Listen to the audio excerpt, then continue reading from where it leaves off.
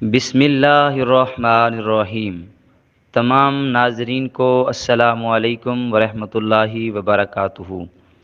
ایک یہودی جس نے رسول پاک صلی اللہ علیہ وآلہ وسلم سے چند دینار رقم قرض لینی تھی تو وہ نبی کریم صلی اللہ علیہ وآلہ وسلم کے تعاقب میں نکلا۔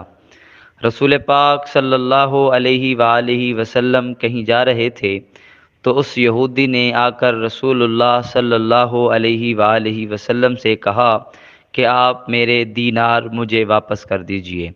تو رسول اللہ صلی اللہ علیہ وآلہ وسلم نے بڑے پیار کے ساتھ یہ فرمایا کہ ابھی تو میرے پاس دینار نہیں ہیں۔ اس یہودی نے کہا کہ میں اس وقت تک آپ کو نہیں جانے دوں گا جب تک آپ میرا قرض مجھے واپس نہیں لوٹا دیتے۔ تو اللہ کے نبی حضرت محمد مصطفیٰ صلی اللہ علیہ وآلہ وسلم نے ارشاد فرمایا، ٹھیک ہے، میں اس وقت تک آپ کے پاس ہی بیٹھ جاتا ہوں جب تک تمہارا قرض تمہیں نہیں مل جاتا۔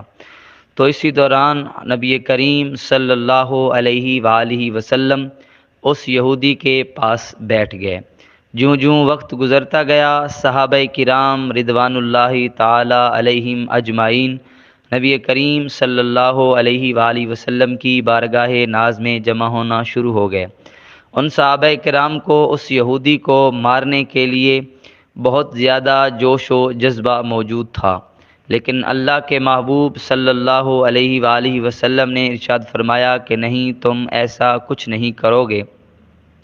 اور وقت گزرتا گیا، دھوپ کی شدت بھی بڑھتی گئی۔ اللہ کے نبی صلی اللہ علیہ وآلہ وسلم نے وہیں ظہر، وہیں عصر، مغرب اور عشاء کی نماز ادا فرمائی۔ تمام صحابہ کرام اس یہودی کو سبق سکھانے کے لیے آمادہ تھے۔ اللہ کے محبوب صلی اللہ علیہ وآلہ وسلم نے ارشاد فرمایا کہ میں کسی کے اوپر ظلم اور زیادتی کے لیے نہیں بھیجا گیا، اور نہ ہی مجھے اس ظلم اور زیادتی کی تعلیم دینے کے لیے بھیجا گیا ہے۔ تم کچھ بھی ایسا نہیں کرو گے۔ اور نبی کریم صلی اللہ علیہ وآلہ وسلم نے ان تمام صحابہ کو وہاں سے بھیج دیا۔ اور جب رات ہوئی اور جب صبح کا سورج بلند ہوا تو اس یہودی نے کلمہ شہادت پڑھا، اشہد ان لا الہ الا اللہ واشہد ان محمدً عبدہ رسول، پڑھ کر مسلمان ہو گیا، اور اللہ کے محبوب صلی اللہ علیہ وآلہ وسلم کی بارگاہ ناز میں عرض کی کہ یا رسول اللہ صلی اللہ علیہ وآلہ وسلم، میرا یہ ارادہ نہیں تھا کہ آپ کی توہین کروں یا دل آزاری کروں، بلکہ میں تو جو تورات میں نے پڑھا تھا اس کے بارے میں تصدیق کر رہا تھا۔ میں نے تورات میں پڑھا ہے کہ جو نبی آخر الزماں ہوگا مکہ میں پیدا ہوگا، اور وہ لوگوں پر ظلم اور زیادتی کرنے والا نہیں ہوگا، بلکہ رحمت والا نبی ہوگا اور صبر کرنے والا ہوگا۔ جو باتیں میں نے آپ کے بارے میں پڑھی تھیں بس انہی کے بارے میں جان رہا تھا۔ اور اللہ کے نبی کی بارگاہ میں اس یہودی نے معافی مانگی اور اسلام کے دائرہ میں داخل ہو گیا۔ تو احباب ذی وقار، نبی کریم رؤوف الرحیم صلی اللہ علیہ وآلہ وسلم اسلام کے ابتدائی ایام کے اندر علل اعلان کسی کو تبلیغ کے لیے نہیں کہا تھا۔ خفیہ دعوت کو جب 3 سال ہو چکے تو اعلان کا حکم اس طرح آیا، فَاصْدَعْ بِمَا تُؤْمَرُ وَأَعْرِضْ عَنِ الْمُشْرِكِينَ، پس تو کھول کر بیان کر دے جو تجھے حکم دیا جاتا ہے، اور مشرکوں سے کنارہ کرو۔ نیز یہ حکم آیا کہ وَأَنذِرْ عَشِيرَتَكَ الْأَقْرَبِينَ، اور ڈرا اپنے نزدیک کے ناتے والوں کو۔ تو حج کے ایام بھی قریب تھے، لوگ دور دور سے مکۃ المکرمہ پہنچے۔ اللہ کے محبوب صلی اللہ علیہ وآلہ وسلم نے کوہ صفا پر چڑھ کر قبیلہ قریش کے بطون کو یوں پکارا، یا نبی فہر یا بنی عدی، یہاں تک کہ وہ جمع ہو گئے۔ جو خود نہ آ سکتا تھا وہ اپنی طرح سے کسی اور کو بھیجدا تاکہ دیکھے کہ یہ پکار کیسی ہے۔ پس ابو لہب قریش آ گئے اور آپ نے فرمایا بتاؤ اگر میں تم سے یہ کہوں کہ وادی مکہ سے ایک سواروں کا لشکر تم پر طاقت اور تاراج کرنا چاہتا ہے تو کیا تمہیں یقین آ جائے گا؟ وہ بولے ہاں، کیونکہ ہم نے تم کو سچ ہی بولتے دیکھا ہے۔ آپ صلی اللہ علیہ وآلہ وسلم نے ارشاد فرمایا تو میں تم سے کہتا ہوں کہ اگر تم مجھ پر ایمان نہ لاؤ گے تو تم پر سخت عذاب نازل ہوگا۔ اس پر ابو لہب بولا تجھ پر آئندہ ہمیشہ ہلاک و ریان ہو، کیا اس کے لیے تو نے ہم کو جمع کیا؟ تب یہ آیتیں نازل ہوئیں تبت یدا ابی لہب وتب ما اغنا عنہ مالہ وما کسب، ہلاک ہوں دونوں ہاتھ ابو لہب کے اور ہلاک ہو وہ کام نہ آیا اس کا مال اس کا اور جو کچھ کمایا۔ تو احباب وقار، اللہ کے نبی صلی اللہ علیہ وآلہ وسلم نے اعلان نبوت کا علل اعلان کر دیا اور بت پرستی کا اعلانیہ مذمت شروع کی۔ تو احباب وقار، نبی کریم صلی اللہ علیہ وآلہ وسلم نے کوہ صفا پر یہ اعلان کیا اور پھر کوہ صفا پر چڑھ کر یہی 3 مرتبہ اعلان فرمایا۔ تو اسی دوران ابو جہل نے ایک پتھر اٹھا کر نبی کریم صلی اللہ علیہ وآلہ وسلم کی طرف پھینکا جو آپ کی پیشانی مبارک پر لگا اور آپ کی پیشانی مبارک لہو لہان ہو گئی اور آپ کا چہرہ مبارک خون سے تر ہو گیا، اور اسی دوران تمام ظالمان کفار نے نبی کریم صلی اللہ علیہ وآلہ وسلم پر پتھر برسانے شروع کر دیے۔ نبی کریم صلی اللہ علیہ وآلہ وسلم وہاں سے بچتے ہوئے جبل قبیس پر تشریف لے آئے اور وہاں ایک پتھر کے پیچھے چھپ گئے۔ کفار نے آپ کا تعاقب کیا لیکن ناکام ہو کر واپس پلٹ گئے۔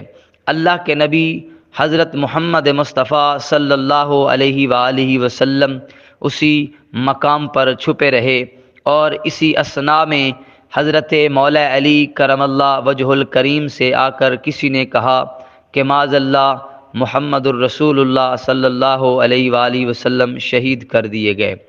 حضرت مولا علی کرم اللہ وجہ الکریم حضرت ختیجۃ الکبریٰ کے پاس آئے اور آ کر سارا ماجرا بیان کر دیا کہ کچھ لوگ کہتے ہیں کہ آپ کو کفار مکہ نے ظلم اور زیادتی کا نشانہ بنایا ہے اور سنگ باری کی ہے، آپ چلیں اور ہم دونوں اللہ کے محبوب صلی اللہ علیہ وآلہ وسلم کی تلاش میں نکلتے ہیں۔ تو حضرت مولا علی کرم اللہ وجہ الکریم وادیوں کے اندر میرے محبوب کو تلاش کرتے ہوئے گئے اور حضرت ختیجۃ الکبریٰ دوسرے مقام سے میرے محبوب کو تلاش کر رہی ہیں۔ حضرت مولا علی کرم اللہ وجہ الکریم یوں صدا دیتے ہیں کہ یا رسول اللہ، میری روح میری جان آپ پر قربان ہو، آپ اکیلے کیوں نکلے تھے؟ آپ نے ہمیں ساتھ کیوں نہ لے لیا؟ تو مولا علی کرم اللہ وجہ الکریم یوں فرماتے ہوئے آپ کی تلاش جاری کر رہے ہیں، اور حضرت ختیجۃ الکبریٰ نہایت ہی درد بری آواز سے روتے ہوئے پوچھ رہی ہیں کہ کسی نے میرے محبوب مکرم صلی اللہ علیہ وآلہ وسلم کو دیکھا ہے جو مجھے ان کا کوئی پتہ بتا دیں۔ تو اللہ کے محبوب صلی اللہ علیہ وآلہ وسلم کی بارگاہ ناز میں جبرائیل امین حاضر ہوئے اور آ کر سلام عرض کیا اور عرض کی کہ یا رسول اللہ صلی اللہ علیہ وآلہ وسلم، اللہ تبارک و تعالی نے ہمیں آپ کے حکم کی اطاعت کرنے کے لیے بھیجا ہے۔ اگر آپ چاہتے ہیں کہ ان بستی والوں کو ہلاک کر دیا جائے تو بس آپ حکم دیں تو ان کو 2 پہاڑوں کے درمیان مسل کر رکھ دیا جائے گا۔ تو اللہ کے محبوب صلی اللہ علیہ وآلہ وسلم نے ارشاد فرمایا کہ نہیں، اور آپ نے دعا کے لیے ہاتھ اٹھائے کہ یا اللہ ان کو ہدایت نصیب فرما، اور اللہ کے محبوب صلی اللہ علیہ وآلہ وسلم نے ارشاد فرمایا کہ ان لوگوں کی نسلیں جو آج میرے خلاف ہیں، انہی کی نسلیں کل اسلام کے دائرہ میں داخل ہوں گی۔ تو حضرت جبرائیل امین نے محبوب مکرم صلی اللہ علیہ وآلہ وسلم کی بارگاہ ناز میں عرض کی کہ یا رسول اللہ، حضرت ختیجۃ الکبریٰ اور مولا علی کرم اللہ وجہ الکریم آپ کی تلاش میں ہیں، اور خدیجۃ الکبریٰ کے رونے نے آسمان کے فرشتوں کو، آسمان کی حوروں کو بھی رلا دیا ہے۔ آپ انہیں جواب دیجئے اور اپنے پاس بلائیے۔ تو اللہ کے محبوب صلی اللہ علیہ وآلہ وسلم نے حضرت مولا علی اور حضرت خدیجۃ الکبریٰ کو آواز دی، اور جب وہ دونوں آپ کے پاس آ گئے تو حضرت مولا علی کرم اللہ وجہ الکریم نے اور حضرت خدیجۃ الکبریٰ نے آپ کی پیشانی پر بوسہ دیا، اور اللہ کے محبوب صلی اللہ علیہ وآلہ وسلم کو گھر لے کر آئے۔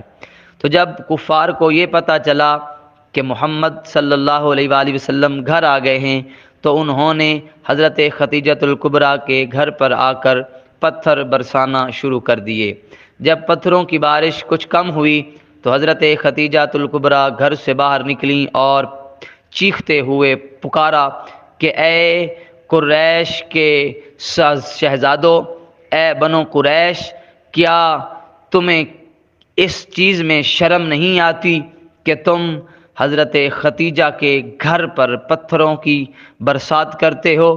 یا تمہیں اس چیز کا خوف نہیں ہے؟ تو پھر اپنے منہ کالے مت کرو اور کسی دوسروں کو اپنے اوپر آوازیں کسنے کے لیے آمادہ نہ کرو، تاکہ کل تم پر لوگ یہ باتیں نہ کریں کہ قریش کی ایک بیٹی پر انہوں نے پتھروں کی برسات کی۔ تو آپ کی یہ پکار سن کر قریش کے لوگوں کے سر جھک گئے اور وہ وہاں سے نکل گئے۔ تو احباب ذی وقار، اس طرح اللہ کے محبوب صلی اللہ علیہ وآلہ وسلم نے ان مشکل حالات میں دعوت اسلام کو اپنے گھر سے شروع کیا، اور علل اعلان یہ دعوت پھیلتی گئی، اور نبی کریم صلی اللہ علیہ وآلہ وسلم نے کس طرح ان تمام تکالیف اور مصائب کے اندر اللہ تبارک و تعالیٰ کے دین کی تبلیغ کا یہ پرچم آگے بڑھایا، اور کونے کونے میں اسلام کی دعوت کو عام کیا۔ امید کرتے ہیں کہ آج کی یہ ویڈیو آپ کو اچھی لگی ہوگی۔ اچھی لگی ہے تو سبسکرائب کیجئے تاکہ آنے والی ہر نئی ویڈیو جلد از جلد آپ تک پہنچ سکے۔ جزاک اللہ۔